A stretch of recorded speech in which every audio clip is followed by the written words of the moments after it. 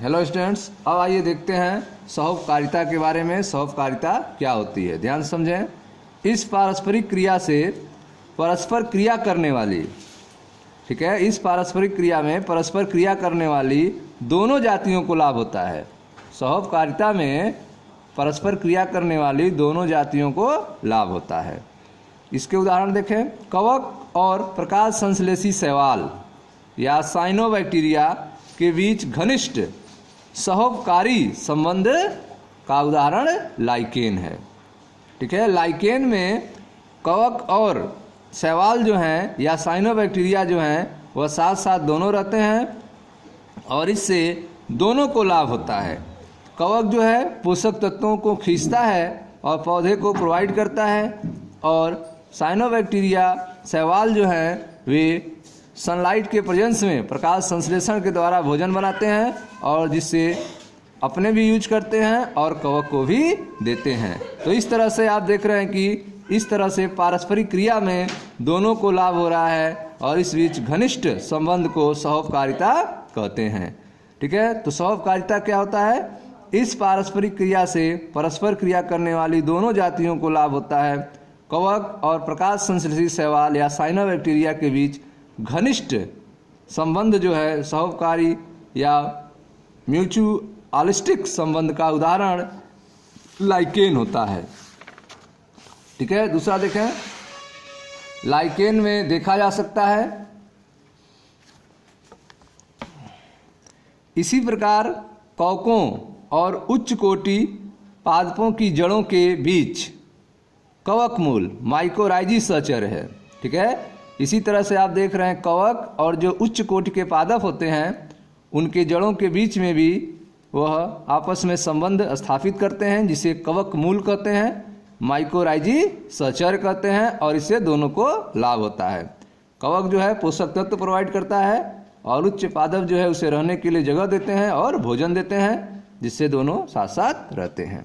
ठीक है, कवक मृदा से आवश्यक, ठीक है, कवक जो है मृदा से अत्यावश्यक पोषक तत्वों के अवशोषण में पादपों की सहायता करते हैं, जबकि बदले में पादप कवकों को ऊर्जा उत्पादी कार्बोहाइड्रेट देते हैं। ठीक है, तो आप देख रहे हैं कवक जो हैं वे पोषक तत्वों के अवशोषण में मदद करते हैं और उसके बदले में जो पादप हैं, पौधे हैं, वह उनको ऊर्जा उत्पादी पदार्थ अर्थात भोजन कार्बोहाइड्रेट देते हैं। सहोपकारिता का सबसे शानदार और विकास की दृष्टि से लुभावने वाला उदाहरण है पादप प्राणी संबंध में पाए जाते हैं। ठीक है, तो सहोपकारिता का सबसे शानदार और विकास की दृष्टि से लुभावने वाले उदाहरण पादप प्राणी संबंध में पाए जाते हैं। देखिए ध्यान से पादप प्राणी संबंध के बारे में।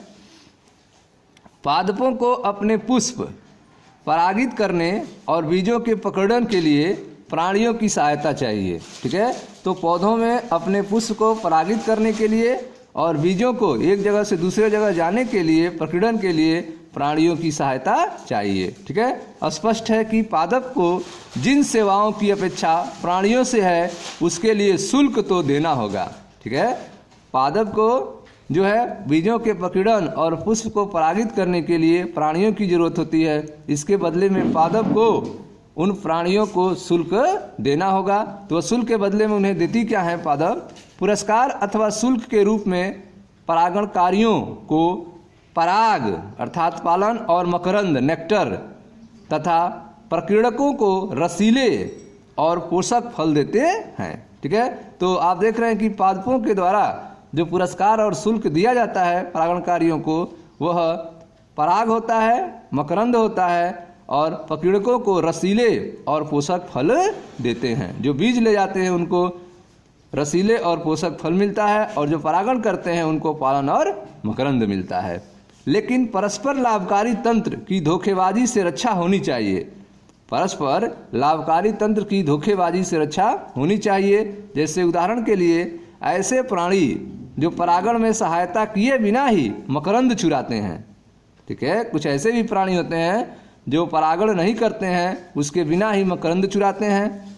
अब आप देख सकते हैं कि पादप प्राणी पारस्परिक क्रिया में सहोपकारियों के लिए प्रायः सह विकास क्यों शामिल है। ठीक है, आप जो है ऐसे प्राणी जो परागण में सहायता किए बिना ही मकरंद चुराते हैं। अब आप देख सकते हैं कि पादप प्राणी पारस्परिक क्रिया में सहोपकारियों के लिए प्रायः सह विकास क्यों शामिल है, दोनों साथ साथ क्यों विकसित होते हैं, इसके बारे में समझें ध्यान से। अर्थात पुष्प और इसके परागणकारी जातियों के विकास एक दूसरे से मजबूती से जुड़े हुए हैं।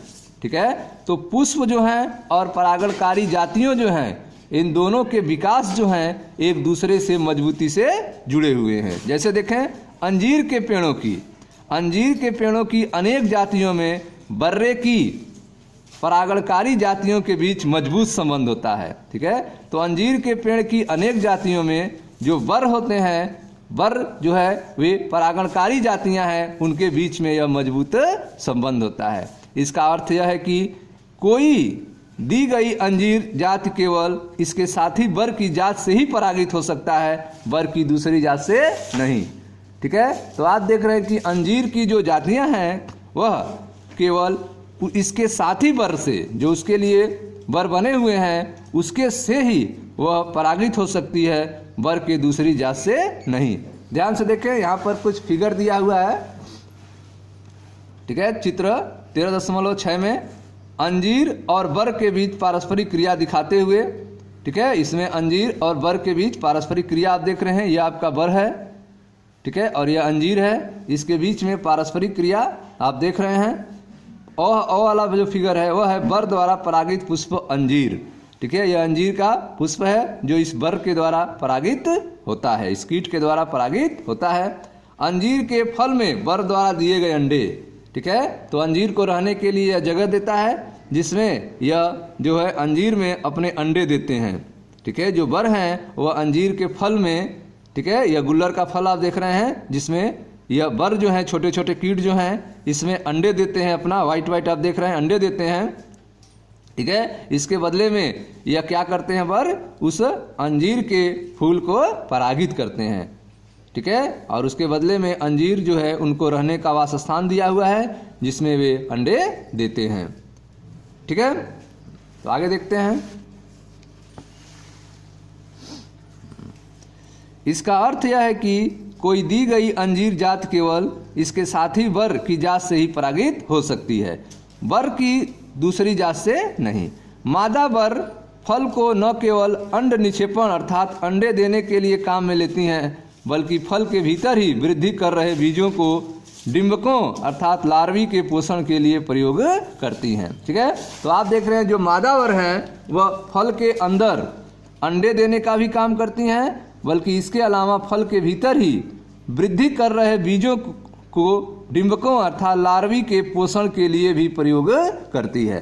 तो वहाँ से उनको भोजन भी मिलता है, लार्वी के लिए, डिंबकों के लिए, और अंडे देने का जगह भी मिलता है। अंडे देने के लिए उपयुक्त स्थल की तलाश करते हुए, ठीक है, अंडे देने के लिए उपयुक्त स्थल की तलाश करते हुए बर जो है वह अंजीर पुष्पक्रम को परागित करता है। ठीक है, तो अंडे देने के लिए उपयुक्त स्थल की तलाश करते हुए बर अंजीर पुष्पक्रम को परागित करता है। ठीक है, इसके बदले में अंजीर अपने कुछ परिवर्तनशील बर के डिंबकों को आहार के रूप में देता है।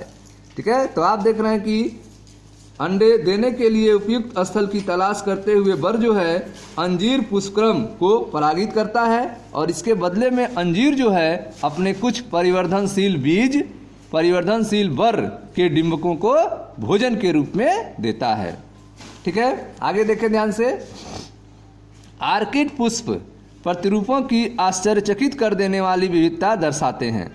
जो आर्किड पुष्प होते हैं वे प्रतिरूपों की आश्चर्यचकित कर देने वाली विविधता को दर्शाते हैं, जिसमें से अनेक सही परागणकारी कीट, ठीक है, अर्थात भ्रमर और गुच्छ मक्षिकाओं को आकर्षित करने के लिए विकसित हुए हैं, ताकि इसके द्वारा निश्चित रूप से परागण हो सके। तो आप देख रहे हैं कि आर्किड पुष्प में, ठीक है, आर्किड पुष्प में आकर्षित करने के लिए, ठीक है, विविधताएं वह दर्शाएंगे जिससे उनके द्वारा जो गुच्छ मक्षिकाएं और भ्रमर हैं उनके द्वारा निश्चित रूप से ही परागण हो सके। ठीक है।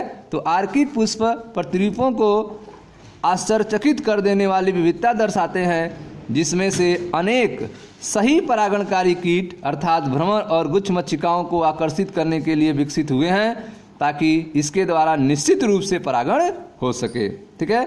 सभी आर्किड यह पुरस्कार पेश नहीं करते हैं। ठीक है। सभी आर्किड जो हैं यह पुरस्कार पेश नहीं करते हैं। ऑफ्रिस नाम भूमध्य सागरी मेडिटेरियन आर्किड मक्षिका बी, ठीक है। ऑफ्रिस नाम भूमध्य सागरी मेडिटेरियन आर्किड मक्षिका बी के एक जाति परागण कराने के लिए, ठीक है, एक जाति जो है वह परागण कराने के लिए लैंगिक कपट अर्थात सेक्सुअल डिसीट का सहारा लेता है। ठीक है। तो आप देख रहे हैं कि सभी आर्किड जो है यह पुरस्कार पेश नहीं करते हैं।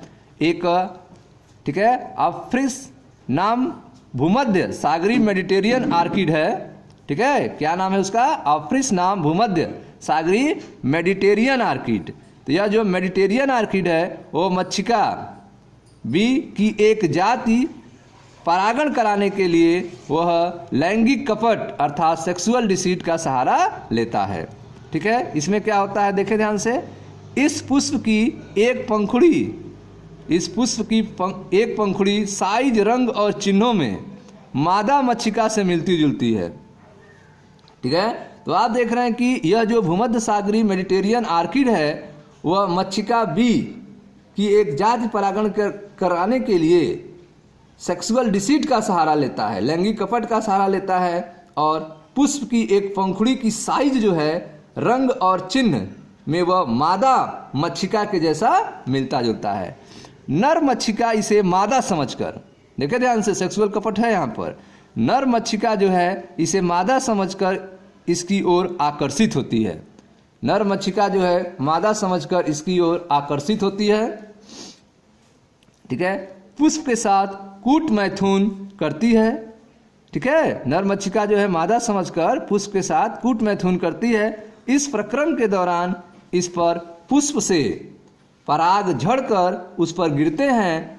जब वही मक्षिका दूसरे पुष्प से कूट मैथुन करती है तो यहाँ शरीर पर लगे पराग डालती है और इस प्रकार पुष्प को परागित कर देती है। ठीक है। तो अब आप देख रहे हैं कि नर मक्षिका जो है वह पुष्प को, ठीक है, मादा समझकर उससे कूट मैथुन करती है।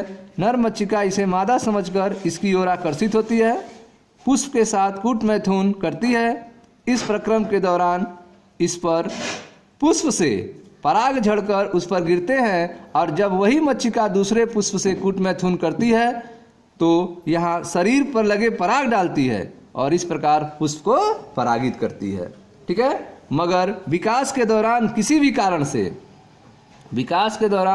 कारण से मादा मक्षिका का रंग प्रतिरूप जरा सा भी बदल जाता है तो परागण की सफलता कम रहेगी। अतः आर्किड पुष्प अपनी पंखुड़ी को मादा मक्षिका के सदृश बनाए रखते हैं।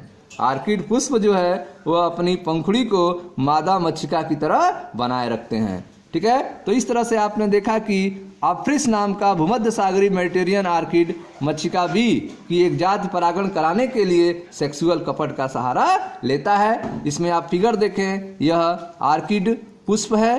ठीक है। और यह नर मक्खी है, नर मक्षिका है, और यह मादा मक्षिका की तरह यह अपना स्ट्रक्चर बनाया हुआ है आर्किड पुष्प, जिसको समझकर यह नर मक्खी कूट मैथुन करती है और इस पर परागकण झड़ जाते हैं और जब यह दूसरे के पुष्प के पास जाती है तो वह परागकण उस पर गिर जाते हैं और इस तरह से निषेचन की क्रिया संपन्न होती है।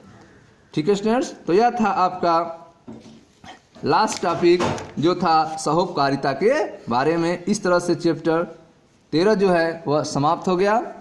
ठीक है। अब आपको नेक्स्ट चैप्टर स्टार्ट करेंगे। मिलते हैं नेक्स्ट वीडियो में। Thank you. मैं मनीष गुप्ता अपने चैनल में आपका स्वागत करता हूं। धन्यवाद।